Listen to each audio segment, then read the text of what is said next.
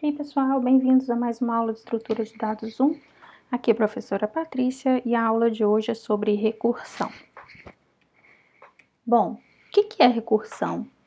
Recursão em programação, no contexto de programação, é um método na qual uma função chama ela mesma, né? Mas recursão também é um conceito mais geral, pode ser definido de uma forma mais geral,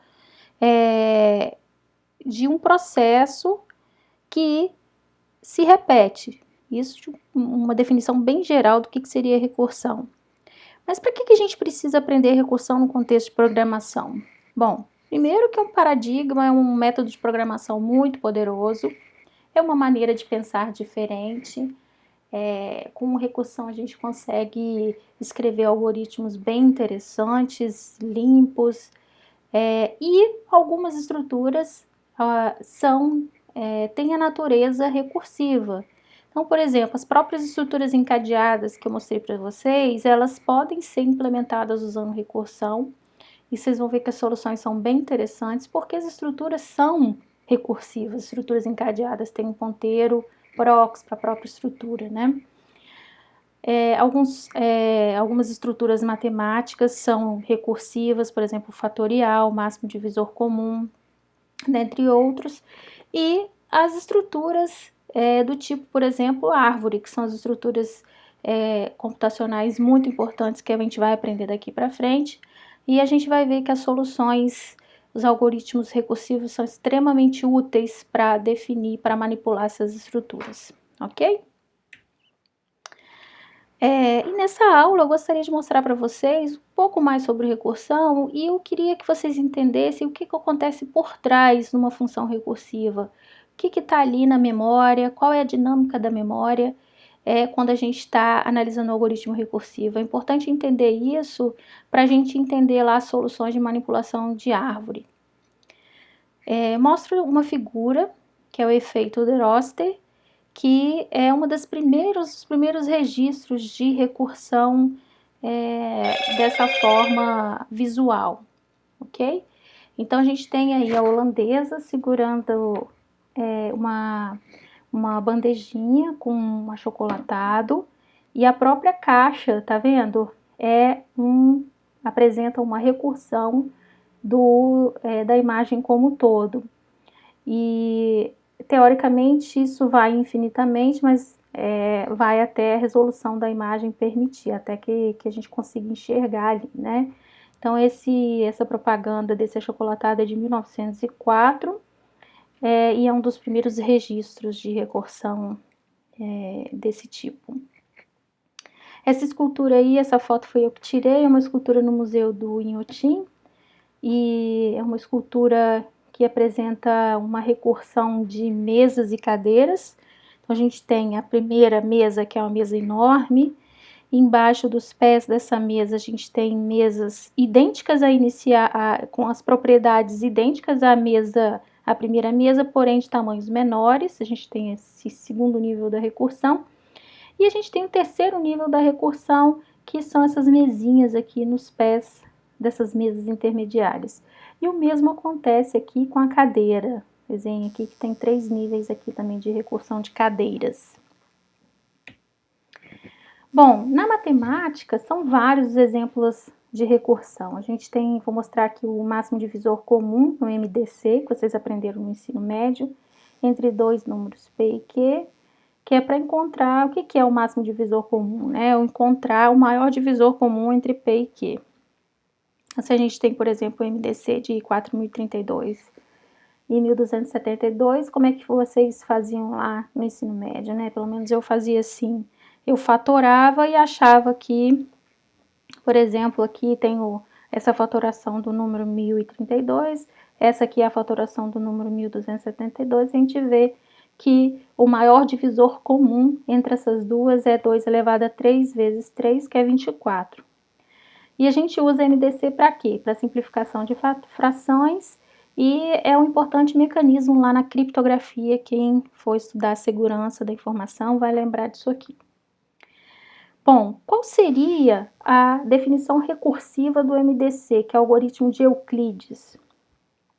E aí eu queria que vocês prestassem atenção aqui, que eu vou definir alguns conceitos básicos de algoritmos recursivos, ok? Então, Euclides definiu o MDC entre dois números P e Q como sendo o seguinte: se Q for zero, o MDC entre P e Q é P. Caso contrário, o MDC entre P e Q é o MDC entre o número Q e o resto da divisão entre P e Q. Ok? Aqui eu tenho dois aspectos muito importantes em qualquer algoritmo recursivo, que é o seguinte: todo algoritmo recursivo tem que ter o chamado caso base, que é a condição de parada do algoritmo recursivo, ok? E uma outra característica importante é que o passo de redução, ou seja, a chamada recursiva, ela tem que convergir para o caso base. Então, eu também não posso ter qualquer chamada de recursão. Eu tenho que reduzir o problema na minha chamada recursiva até que ele chegue no caso base. Então, em algum momento, essa chamada aqui tem que cair no Q igual a zero. Então, se a gente for aplicar o MDC de 4.032.272, a gente vai ver que é o seguinte: o Q não é zero, então o MDC entre 1.272 e o resto da divisão entre esses dois números, que é 216, eu vou repetir esse processo, chamo o MDC recursivamente, recursivo, até que o Q seja zero. No momento que eu chego no caso base, eu tenho que o número que, nesse caso, nesse nível da recursão, que é o P24, vai ser a resposta, vai ser o MDC entre esses dois números iniciais, tá certo? E se a gente fosse escrever uma implementação em C com essa definição? É interessante aqui que eu escrevi que essa implementação de uma função MDC no C é o reflexo exato dessa definição matemática de Euclides. Então é o seguinte: MDC recebe dois parâmetros P e Q, dois inteiros.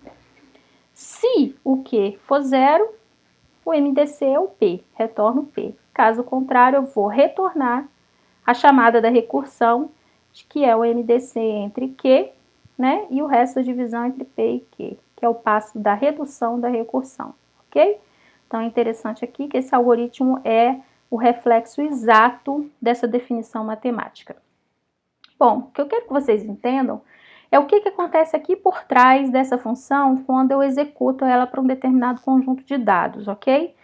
Então, eu posso desenhar minha memória dessa forma aqui, que eu sempre desenho para vocês, que eu tenho a pilha de execução do programa no topo aqui da memória e essas outras propriedades, né? O sistema operacional nos endereços mais baixos de memória, constante, código objeto do programa, variáveis globais estáticas. Tem a heap, que eu não vou usar nesse exemplo, e a pilha de execução do programa. Vamos ver, o que acontece com o MDC quando eu chamo aqui, né? Eu já expliquei para vocês que a pilha de execução do programa é a estrutura de dados básica que define a comunicação entre as funções. Ela permite, na verdade, né, a comunicação entre as funções do programa C.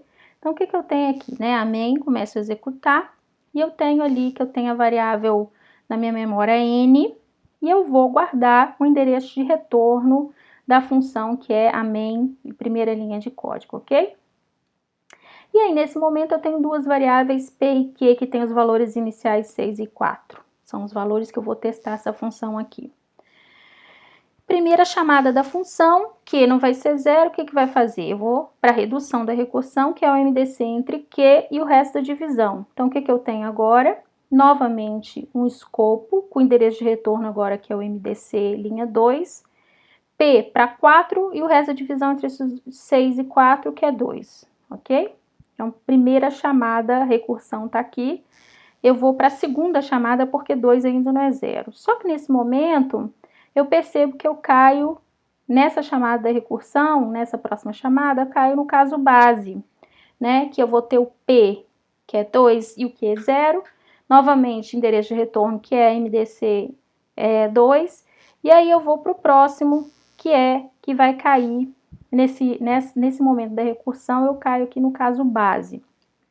vamos refletir aqui sobre essa situação na stack, na memória, na execução, na pilha de execução do programa, né? A gente tem n, que é a variável da main, mas olha só, a gente tem 3 p's na memória, com 3 valores diferentes, são variáveis totalmente diferentes. Q tem 3 q's. Então, vocês têm que ver que cada chamada da recursão vai ter um escopo totalmente separado, né, na memória. É como se fossem execuções diferentes de funções diferentes, tá certo? Então, é importante a gente entender isso aqui para a gente conseguir fazer os algoritmos recursivos em C funcionarem corretamente, tá? E aí, o que vocês acham agora? Que vai subir quando eu retornar aqui, que Q vai ser 0, eu retorno o caso base? Eu vou subir e vou atribuir ao valor do MDCN? Claro que não, né? Eu vou retornar, porque olha só, aqui o retorno de MDC de um nível mais baixo da recursão vai ser retornado pela função do nível mais alto. Então, eu vou exatamente na ordem inversa, daí a estrutura de pilha é importante para definir essa ordem. Eu vou retornando um a um até que eu chego no valor da pilha do valor da variável n, ok? Que é 2, certo? E exemplos clássicos de recursão, eu não vou falar nesse vídeo, senão fica muito longo e tedioso, mas vocês podem olhar nos slides e algumas referências que eu coloquei aqui na Wikipedia. Então, exemplos clássicos são a Torre de Hanoi, o exemplo clássico de recursão gráfica, que é a árvore H, que é bem interessante, alguns alunos gostam de implementar isso aqui. Eu vou deixar para vocês olharem isso em casa, tá? Não faz sentido eu ficar repetindo aqui. Bom, nem tudo são flores. Vamos ver agora um exemplo que algoritmo recursivo não funciona muito bem. Então, a gente tem aqui a sequência de Fibonacci, que é 0, 1, 1, 2, 3, 5, que é um número, a soma dos 2 números anteriores, né? E Fibonacci definiu o Fibonacci de um número n como o seguinte: é 0 se n for 0, é 1 se n for 1, caso contrário, vai ser Fibonacci de n-1 mais Fibonacci de n-2. A solução matemática recursiva é linda, né? É limpa, clara, mas infelizmente um algoritmo desse tipo aqui em C, uma função em C que reflete exatamente a definição recursiva de Fibonacci, ela não é uma função que tem um desempenho interessante. Na verdade, é um código muito ineficiente. Parece que lindo, né? Que daria certo, se n for 0, retorno 0, se n for 1, retorno 1. Caso contrário, eu retorno Fibonacci de n-1 mais Fibonacci de n-2. Infelizmente, essa solução não funciona muito bem. Para números n com valores pequenos funcionam, mas não funcionam quando n é grande. Ele já entra numa ineficiência muito grande quando f, por exemplo, do número Fibonacci do número 50, quando eu quero saber o Fibonacci de 50. Mas por que isso? Porque pela natureza da recursão dessa função, o Fibonacci de um número vai ser calculado muitas e muitas vezes. Por exemplo, se eu tenho essa árvore aqui da recursão, que a gente pode montar uma árvore recursiva para qualquer algoritmo, eu tenho Fibonacci de 50, que vai gerar o Fibonacci de 49 e Fibonacci de 48, n-1 e n-2, certo? Olha só o que vai acontecer. O Fibonacci de 49 é o Fibonacci 48 e 47, e o de 48, 47 e 46. Vejam, é claro aqui, olha, que eu estou recalculando o Fibonacci de 48, que já está aqui na minha árvore da recursão, e eu recalculo de 47 também. Olha que coisa mais ineficiente, né? Então, eu tenho aqui alguns dados interessantes, que é o seguinte: o Fibonacci de 50 é chamado uma vez, de 49, uma vez, de 48 é 2 vezes, de 45 já é hoje chamado 8 vezes, e o Fibonacci de 1 é chamado 12, nem sei, bilhões, 586 milhões, etc. Mas então, se a função recursiva não funciona, como que eu vou resolver esse problema do Fibonacci? Uma aproximação com a fórmula de Binet, que usa a razão áurea, ou então usar um algoritmo que consiga armazenar os valores intermediários de Fibonacci. Então, resumindo, para escrever programas recursivos, a gente tem a condição de parada e o passo da recursão, que tem que reduzir para a condição de parada, ok? Então, são problemas, algoritmos muito interessantes. Alguns refletem a solução, por exemplo, matemática recursiva, refletem diretamente, o que é bastante interessante, outros a eficiência nem é tão interessante assim, ok? Na próxima aula, no próximo vídeo, eu vou tentar reimplementar a lista encadeada utilizando recursão, tá bom, gente? Fiquem ligados para o próximo vídeo. Tchau, tchau!